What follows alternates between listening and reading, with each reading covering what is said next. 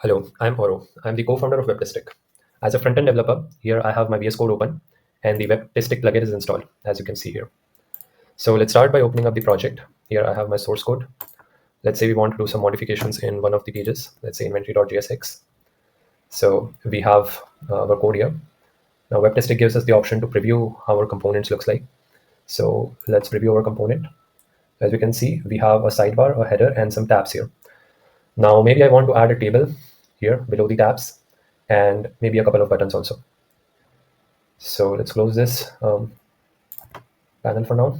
So if I didn't have Webtistic, I would have to code all of these things myself by looking at the documentation and cross-referencing multiple resources. That might take me an hour or so. But with Webtistic, I can simply go into the component palette. Here, we have a lot of different kinds of components available. You can also choose the base design system that you're working with so that you have fine control over what kind of code you're writing. Okay, so let's see what kinds of tables we have. Maybe we want to have this kind of table in our component. We would simply drag and drop this component into our code, and that would modify our code. You can now review all these changes. This is very developer-friendly code. And let's see how our table looks like now. Okay, so we have our table here now.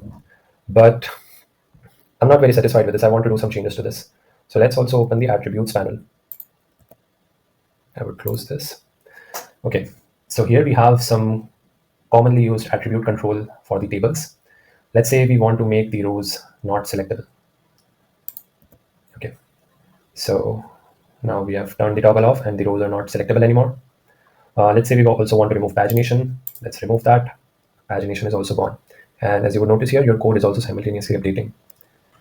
Okay, now I maybe want to put some buttons. Okay, let's go back. See what kind of buttons we have.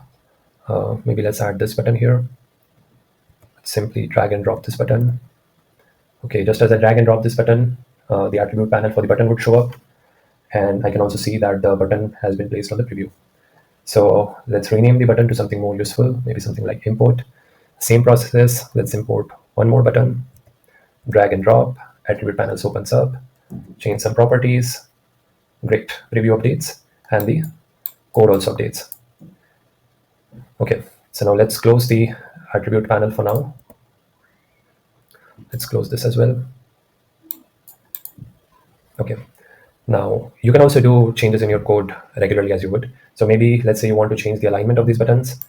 You would do some changes in the code and now the buttons are aligned.